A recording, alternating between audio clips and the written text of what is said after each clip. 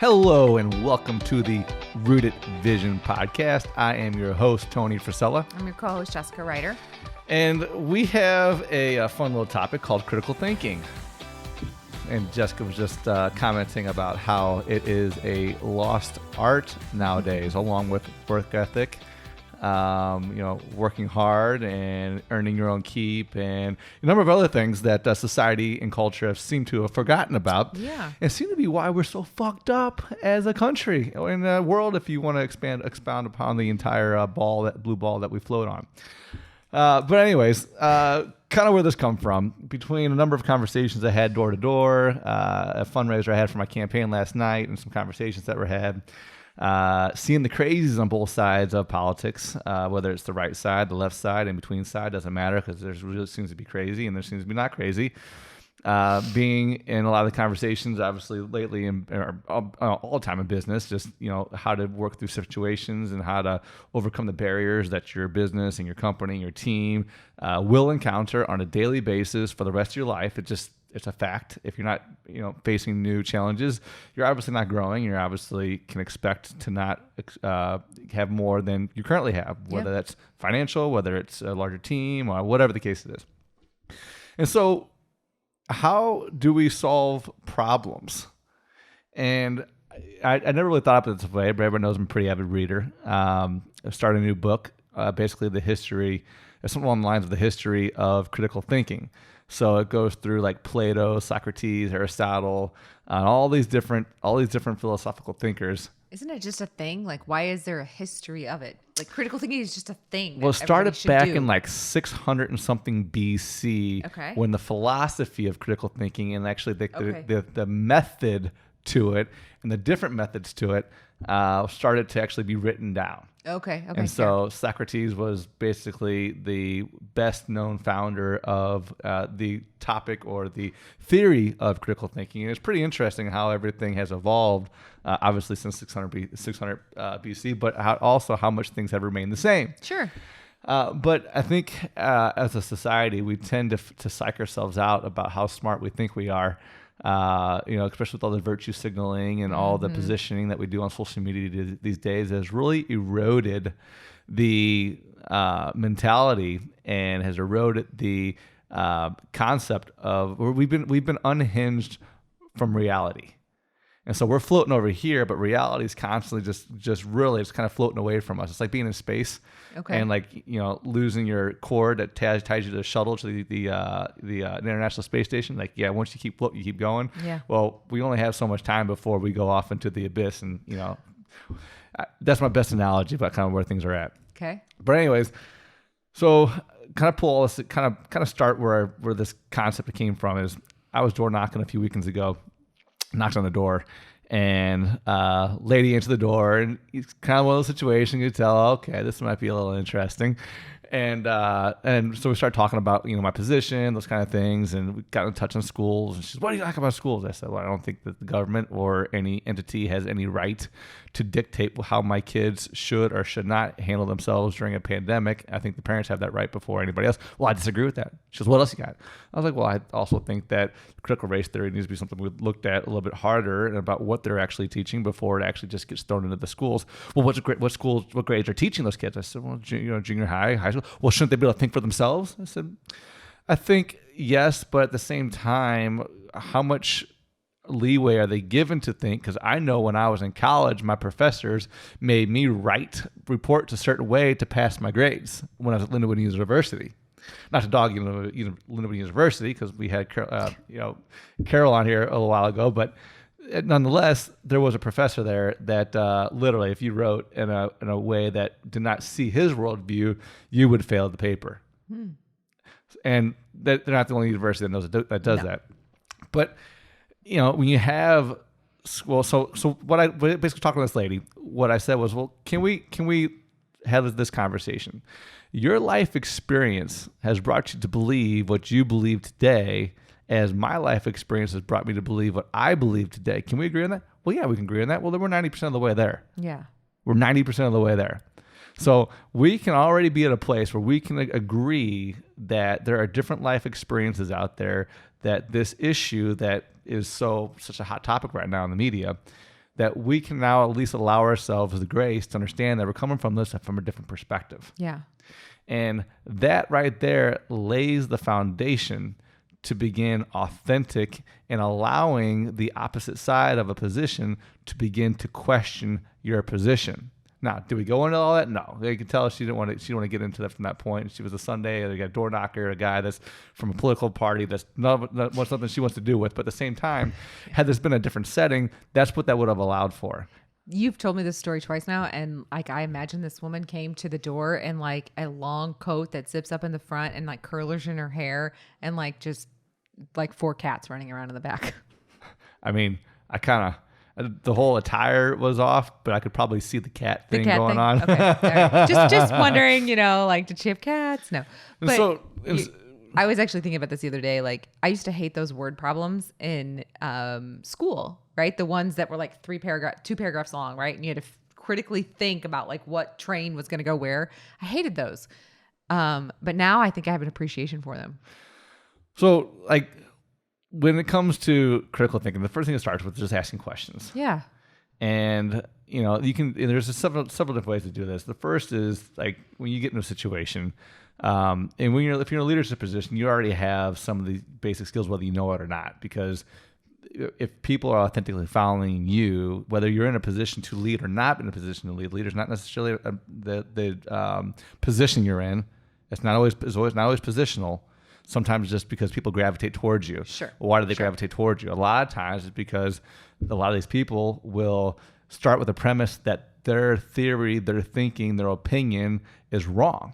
Mm-hmm. And so they'll ask questions of the individual that's bringing a challenge, bringing a problem, bringing whatever to them, or they'll have an answer that they think is right, and it may be right, but they're going to challenge the individual through a series of questioning to poke holes in their premise or in their conclusion or in whatever it is that they're thinking to see if they can come up with the answers to then challenge the questioner's premise. Because if they can then come up with enough detail, enough of a hard argument, well, all of a sudden the questioner then starts to re-question their part. And you know what that does? It brings out the best solution possible, whatever the situation is.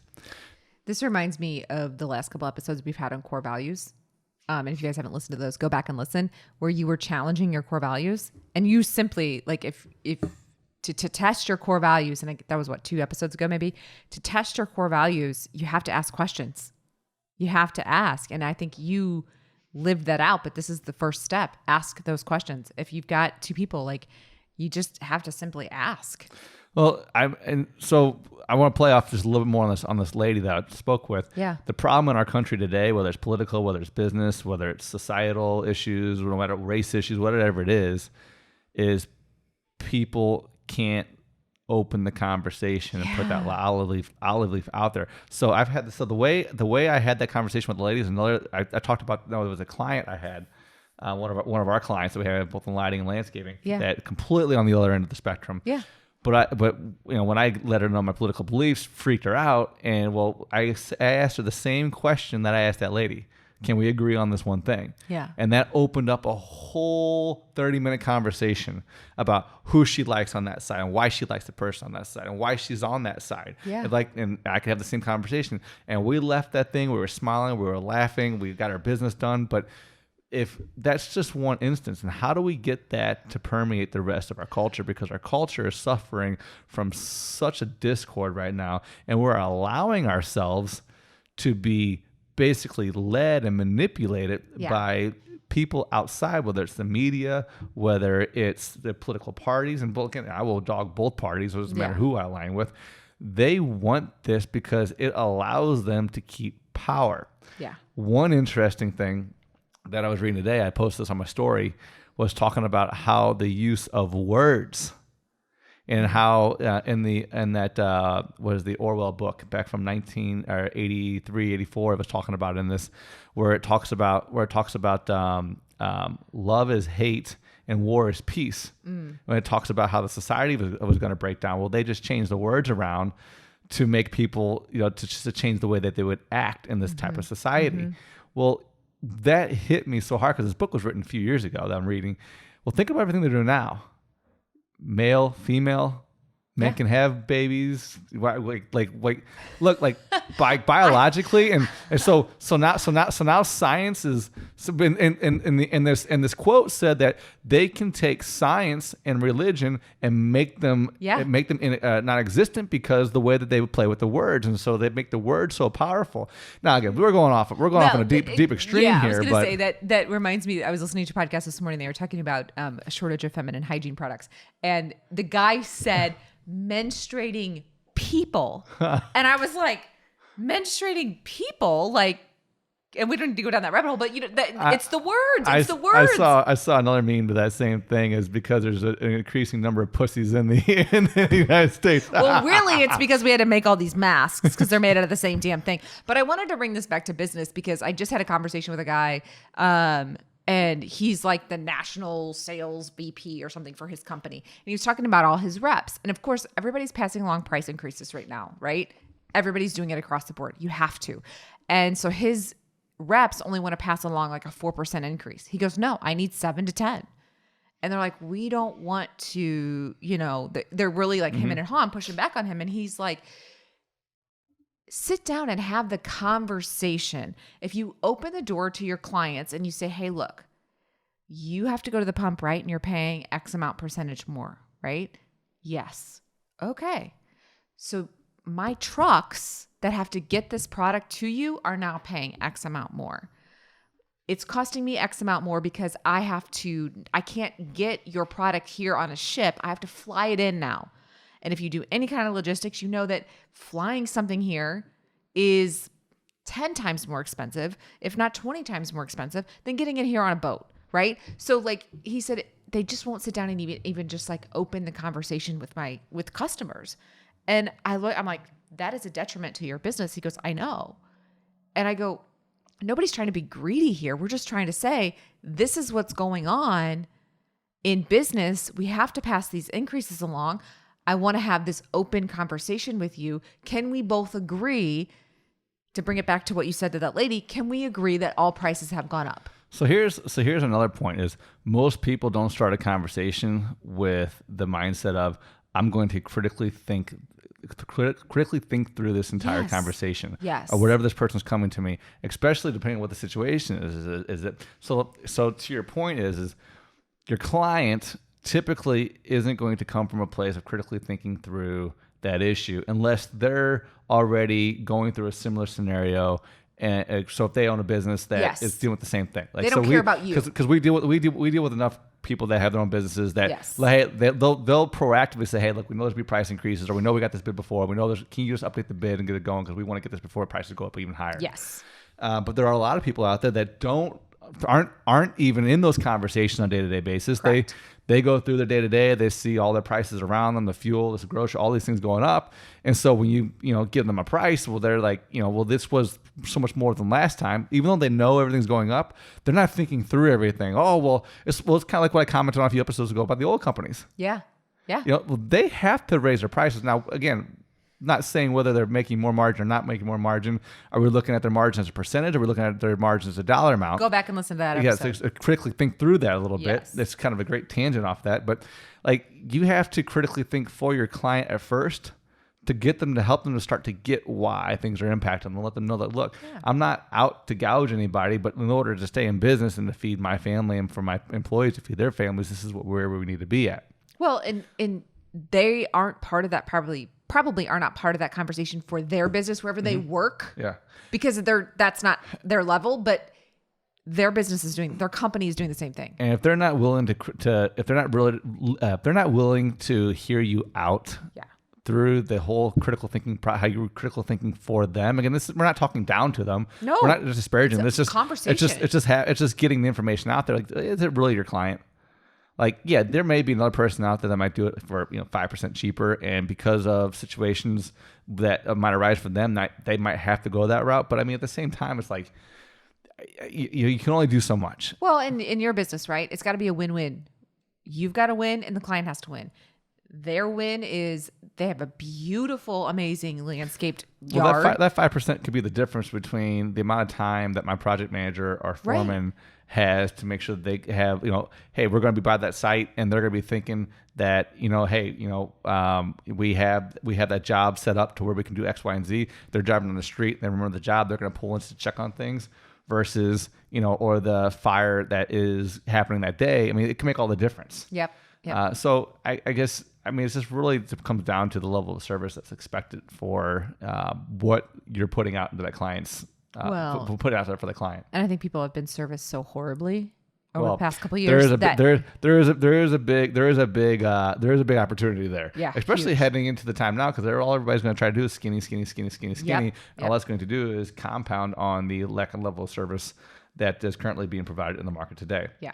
All right. We can go back to so many different things and so many different examples on what that looks like. But getting back to the topic of critical thinking, it all starts with a couple things. First and foremost is you have to be to a position where you can be okay. You can lower your ego and hear what the other person is actually saying, and not try to finish their sentences for them, or not trying to have a rebuttal before they're done talking. Mm-hmm. Just stop talking and listen to what they're trying to say, and be engaged with it. Because in order to even get the critical thinking process, you have to get them to an emotional level to where they can even feel like they're being received by you, or that you're even listening to them.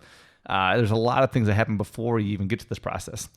And when you start to have that rapport with the person, whether they're a new person you just met or somebody you've known for a while, you start to then ask, okay, you can even move to the point now is if you're uncomfortable doing this, or if there's somebody that's kind of more introvert and doesn't like to be questioned, hey, can I ask you a couple questions? Throw it out there for them and let them answer, yeah, that's fine. That's fine. Because they're going to be even more open then to receiving whether the questions come off as critical to them, because you might think that they're just, harmless questions, but to them, they could, unless you ask for that permission, they could take them as you're attacking them. Yeah. And so these are all things to keep in mind when you be able to get to this process. And I know it's a lot more work nowadays than probably ever used to be, but did we really change and evolve that much as humans? I just think the only thing that's impacted us is the way, again, social media has affected our brains, has affected the way society interacts with each other nowadays. Mm-hmm. Easy to click a button, but it's a lot harder to have that conversation, looking at somebody's eyes, seeing somebody's mannerisms, and really putting yourself out there to be not attacked, but to be challenged on what it is that you're trying to provide or what you're trying to say. Even with people in our own company, a lot of times, I just need to do more. I just need to do some more of the things that are, they're going to get us to what we need to get to. And I said, what did you even say? What? Yeah, I don't even understand what that means. Yeah, I was like, so can you tell me what the plan is? Long pause. Yeah. So, that's where you start to understand is as you start to be able to ask the questions, and these are basic things, guys, but it's something to be reminded, because in every situation, I know I don't think this way in every conversation I am. I try to think this way more, so I can really try to understand the person more, because doing this and asking these questions and being able to engage people in this way, at least mentally, maybe more internally and not so much overtly, allows you to understand who you're around on a day-to-day basis, because we all know the importance of the people you surround yourself with. But you also might find a gem in somebody that you might be overlooking, or that you might be you might realize that they're on the wrong team, or on the wrong position, or might be an asset to bring into your organization, or might be an asset to partner with outside your organization. A lot of people aren't asking these questions. They're just looking at the superficial. What does this guy do? Where does he go? Who does he surround himself with? And they're not really getting into the nitty gritty of the individual themselves. I think that some of that goes back to mindset of how people are approaching whatever the meeting is, right? So one of the things, and I don't know, heard it from somebody a couple of years back or whatever, but if you go into every meeting, whether it's you and I, or it's me and somebody else, or you and somebody else, whoever, like if you go into that meeting with not what can I get, and not even what can I give, but what can I learn? That has really shaped how I approach meetings. Even like I had coffee with a friend this morning, right? She's a realtor here in town. And it's like, I approach that going in with, what can I learn from her today? And this is just her and I shooting the shit. And so I think that like, if you go into that, I think it allows you to ask better questions, because, okay, what can I learn from her today? What can I learn from you today? Well, Then I can ask you better questions when you are talking. I'm engaged more because I want to learn something from you. switching gears to the political side of things. Yeah. So since I'm running for a county, Right. you know, I get handed talking points to me. Oh, Like you should talk on this. You should talk on that. You should talk to this. I am curious what your face did the first time you were and handed I'm like, talking points. and so I get the list handed me in my hand. I'm looking at it. I'm like, I can't talk to this. Yeah. Like it's going to sound red. I don't know anything about this. Where are the facts? And when I challenge about the facts, okay, well, where are they at? Well, like, did somebody hand these to you, and then now you're handing them to me? Yep. Like this isn't what I do, because there's some people some concern that, well, are you even interested in running? I said it's going to take me a minute to understand my bearings and how I fit my mindset and what I believe and fit into all this. Last night I gave my talk, and a couple of these guys walked up to me like, how long did you rehearse that? I said I didn't. I knew who I wanted to talk to. I made like 5 bullet points. I read them a couple times before I even came into this event tonight. I said, but this is what I believe in. Like, this is me talking from the heart. This is me. And I'm to the point where it's take it or leave it, whether you like it or you don't like it. That's just who I am. Am I going to talk? Do I have anything to talk about those other important things? No, I don't, not right now, because I don't have all the facts. Yeah. And until I'm in and can actually work with people that are within the government, the local government here, that can teach me the ropes and some of these things and how some of these things work, and I can actually find some people that have more information than I do. Yeah. Well, I can't really give you exactly what I'm going to do and how I plan to do it. And on top of that, I'm one of 7. So yeah. That's the other thing. But, who vote you? It's going to be so good. Well, I mean, you got 7 people up there, so let's just take it for what it's worth. But you want, if you want at least weight it with the people that you want, at least there's some weight behind it. Mm-hmm. But that goes back to like the news. Let's talk about the news for a minute. I like Fox News. Yeah, I like it. But you know what I question? Why are they presenting it the way they're presenting it? I watch like headlines all the time, and no matter what it is, whether it's RT, whether it's BBC, whether it's CNN, I watch the headlines, and I watch similar stories, but I watch how they change a couple words around. Again, going back to what I was saying about some of the different words that they worked in the Orwellian books. You can watch the media literally do this on an hourly basis. And beyond that, when you dive into the meat of those articles, how are they writing words? Because these people are trained to use words to sway the masses and use words to sway public opinion. Because think about that. Most people don't know what half those words mean. Well, it's not that. So I had a lawyer tell me once, because when I was applying for a liquor license, I was going to do the wine importing. And I told him what I wanted to do, and I was like, the law says I really can't do this the way I'm trying to do this. But really the law, you just take, line 10, and you put it before line 7, you take line 2, you put it at line 11, and then you do it that way, and that's how we make it work. And I'm like, what? Yeah. Yeah, because our logical brains want us to read 1, 2, 3, 4, 5. And if you don't meet 1, then you don't even read 2 through 5 because you don't meet 1. But when you start to look at it that way, you're like, let's critically think that for a second. Right. How's our law?